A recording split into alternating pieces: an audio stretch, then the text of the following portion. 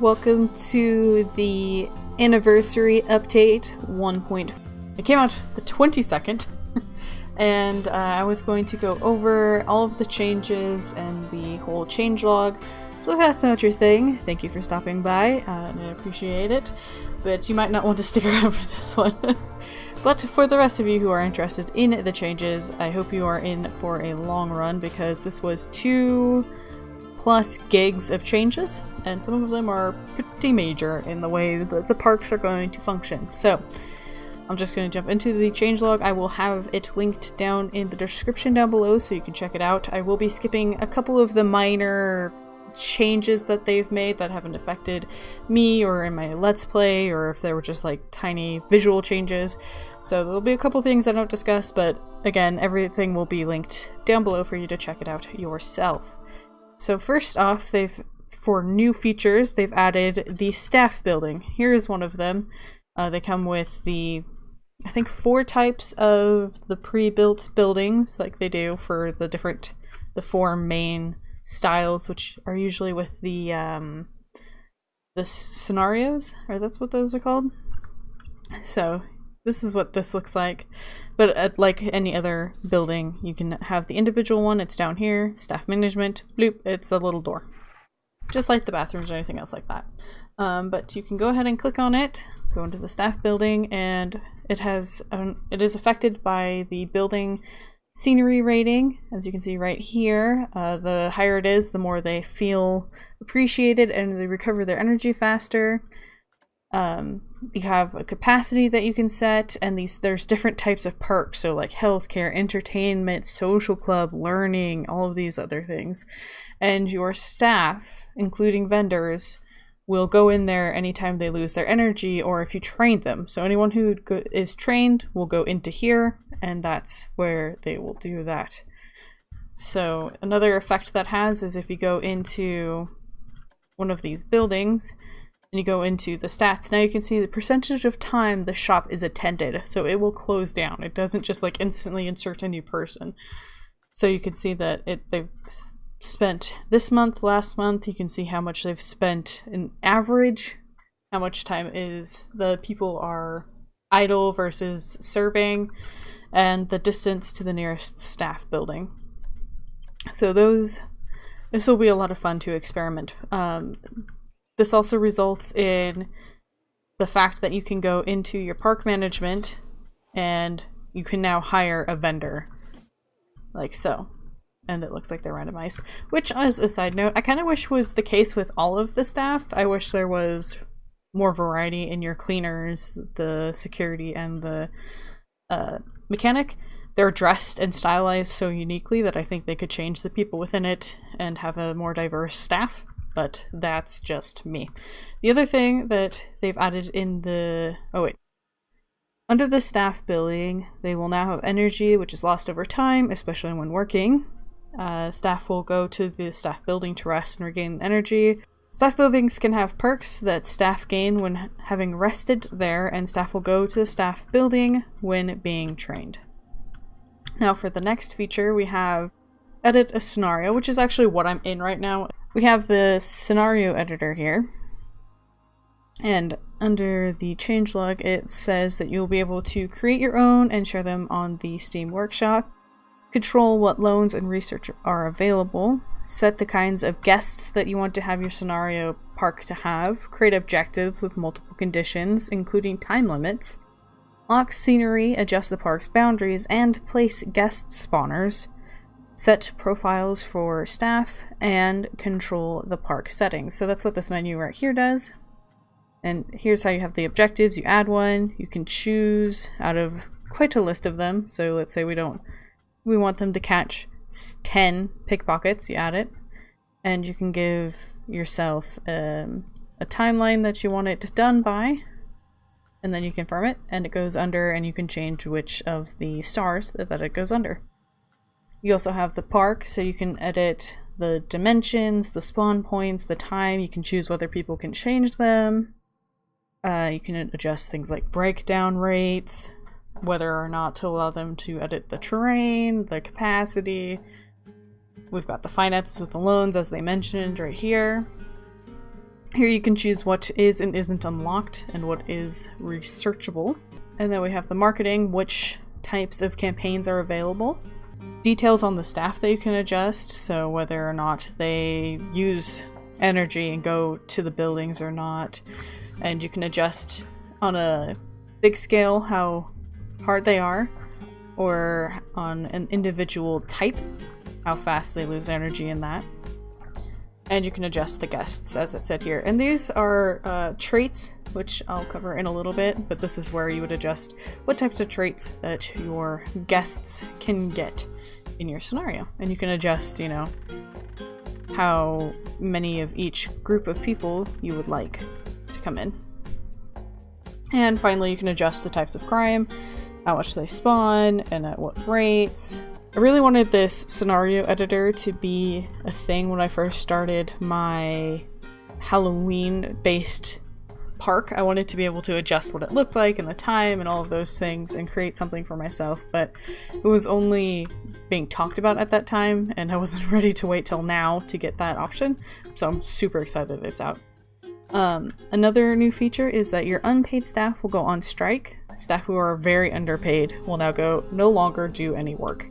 You can also now rehire staff who have quit, but for a fee. And at first I wasn't sure why you would want to do that, but then it occurred to me, if you've put a lot of time in training these in staff, it would make sense that you would want to get them back. It would probably be cheaper to pay that fee and get them back. And as mentioned before, vendors will now leave their shops, and this is why they've given you the option to hire like this person out in the middle of nowhere. Let's put them on the ground so we can check them out. So, not princess. We want this vendor. You can go into the employment and you can change how they work. So, like free roaming. That means she will fill any shops that empty out because people are going out and resting. So she will fill those people up. So another thing that they've added is there are now more extras in the shops. So let's go to, say, the milkshake, and go into here in the extras. They've added some to a lot of the shops. They've also added a thing so that when you hover over it, it tells you what those things do. And I'm gonna be so mad if this has always been the case that these extras add these things or add these negatives, but you just didn't know what you were doing. So for example, marshmallows, they make them happier, more energetic, less hungry, thirstier, and more nauseous. That's a good thing to know, you know? Things like what you add on to fries, say mayonnaise makes them happier and thirstier, whereas cheese makes them also more energetic and less hungry. So these are good things to be knowing.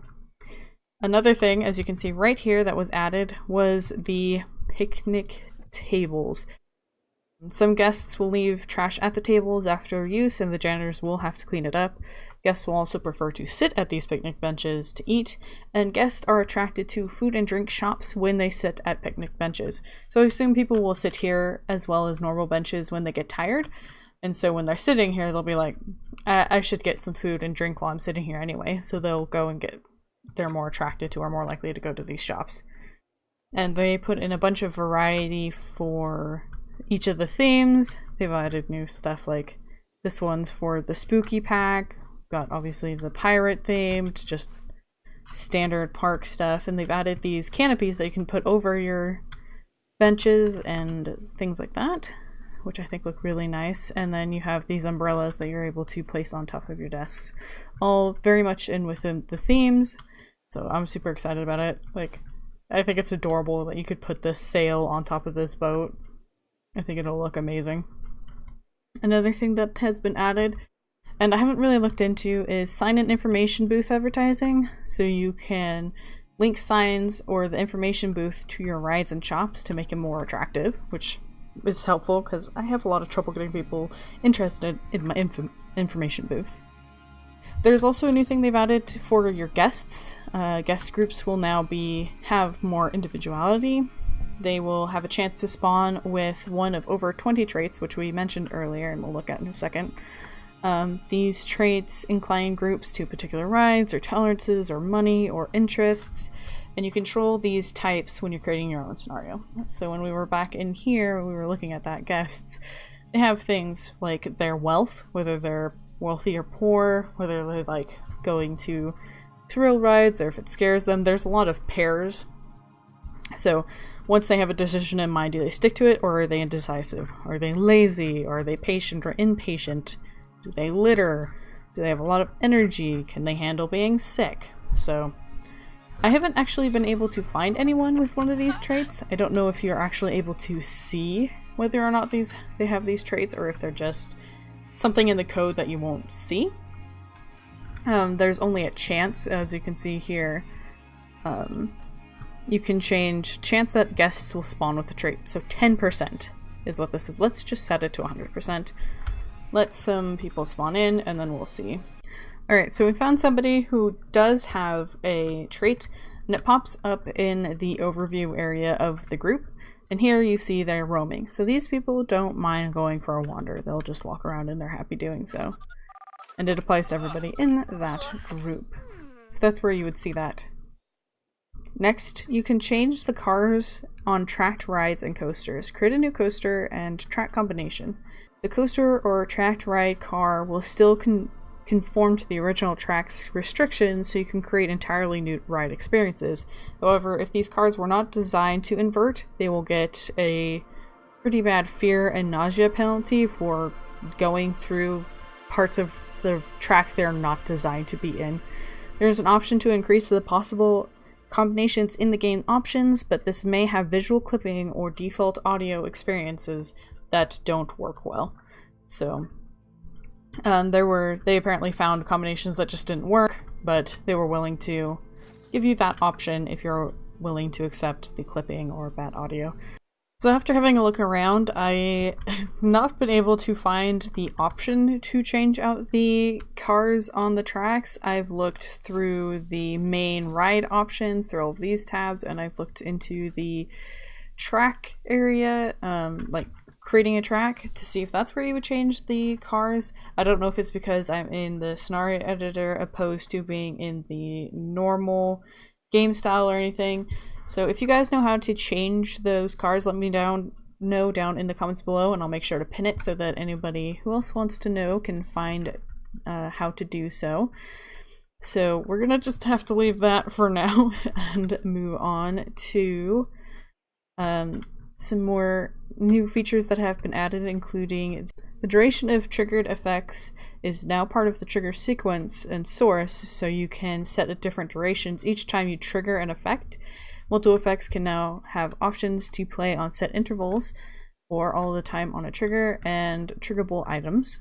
They've also made it so that the toilets now must be clean and guests will get a negative mood if they use a dirty toilet, as you would expect. They have the option to disable track limits in the game options. So cars not designed, as mentioned before, cars not designed to invert will get a fear and nausea penalty, but they will loosen the track restrictions on coasters if you use that option. When creating a custom biome, which I haven't really messed around with, you can change the background to make custom biomes for yourself.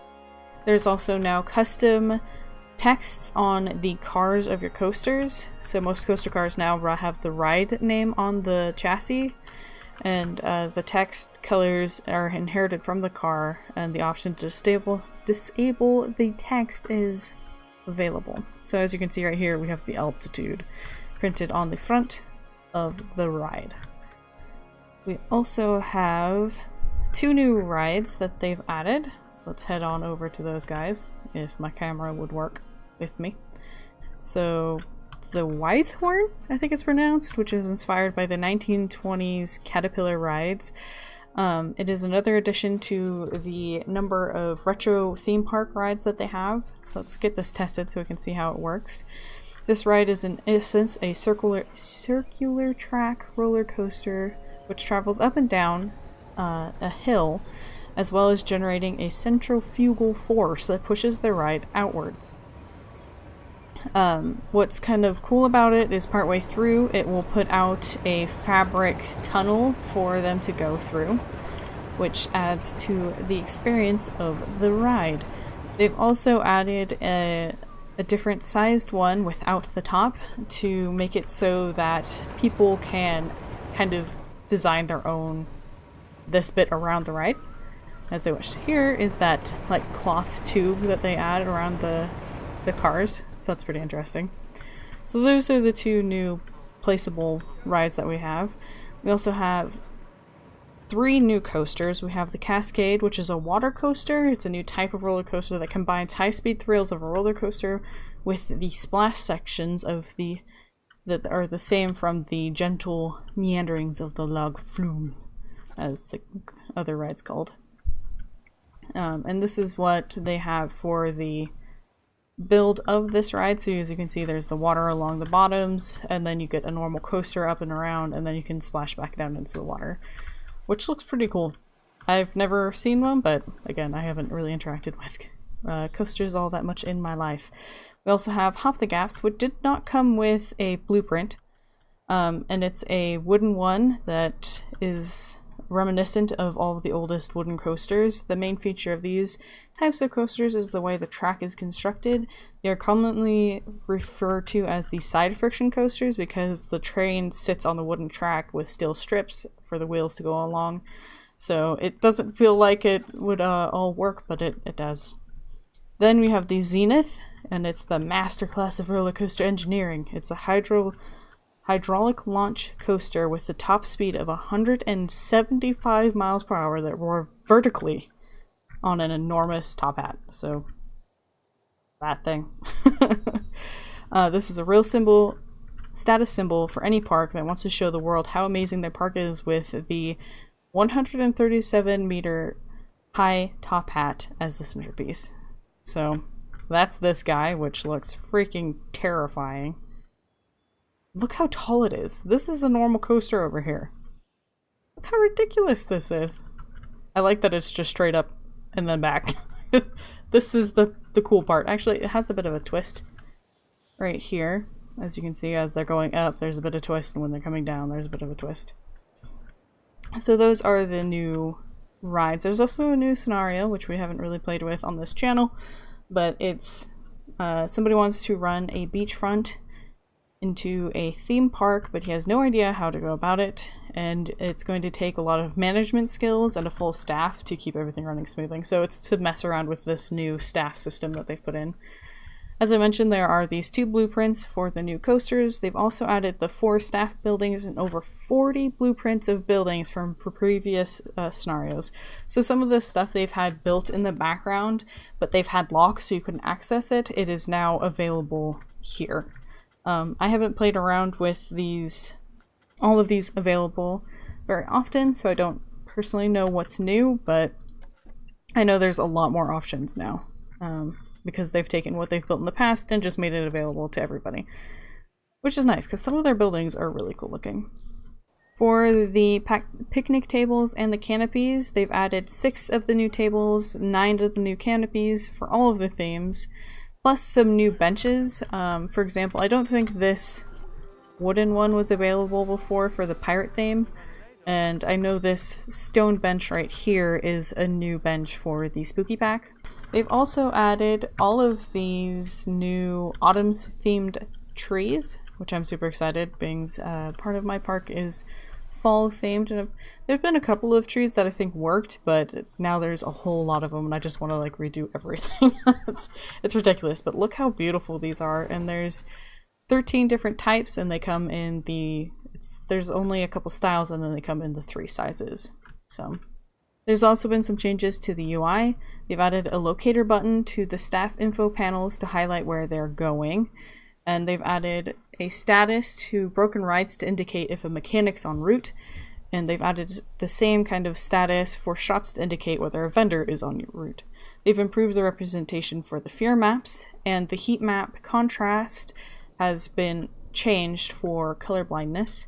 They've added a sort to the park management area. So like if you go here to everybody, you can now sort by their name, work node, happiness, etc. They've added a fences subcategory in the scenery browser and updated some names so that they are called fences.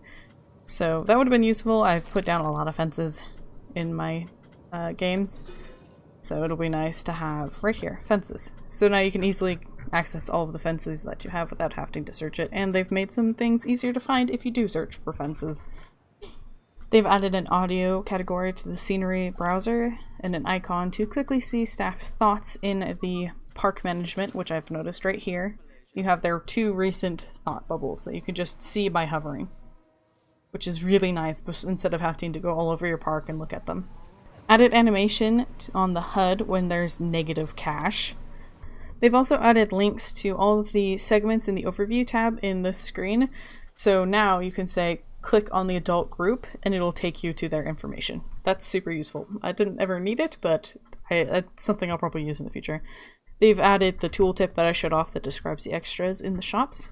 They've added tooltips for guests and staff happiness bars in the park management information. They've improved the notifications for declining guest happiness, and they've improved the information from the staff statuses. And they've added a status to the park management screen to indicate what staff are up to. So right here, you can see that the princess is entertaining 9 guests, or he's wandering, they're waiting for customers or serving customers, or this guy's resting at the staff building. So that's what we have there. For guests, scenario, and ride improvements, they've added 11 new shirt patterns for avatars and guests to wear.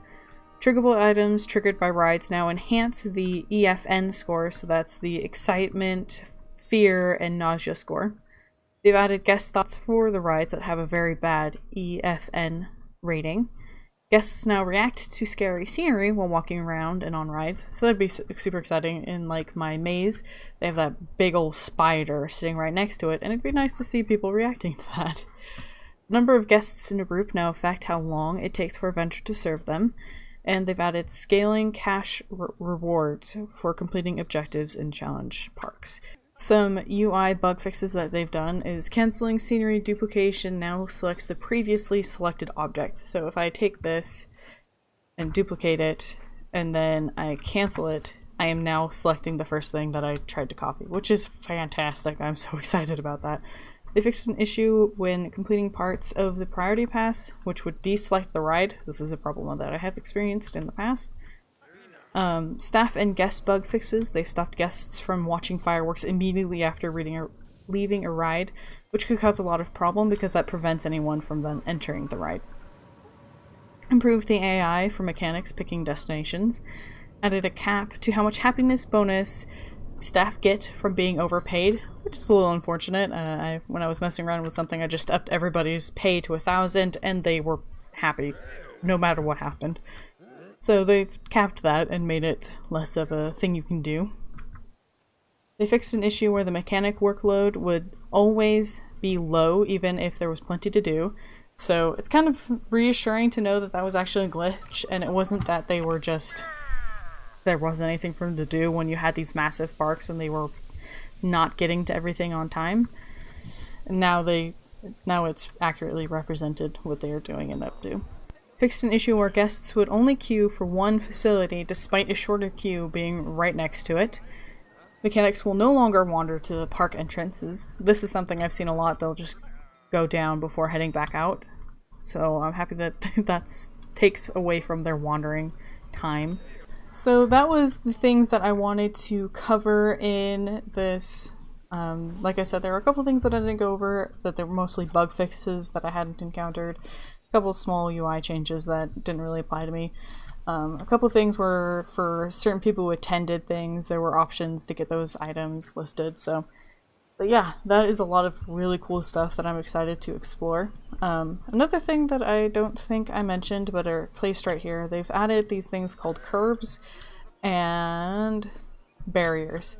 So curbs will help kind of deter your people from walking in a certain location, whereas this barrier will stop them from going through it entirely. So in my maze, people will walk right through the bushes because to them there's nothing there that should stop them. So if I put this inside it, they will no longer just plow through it. They'll actually go up around in the maze. So that's super exciting to have a little more control over where your people are working or walking.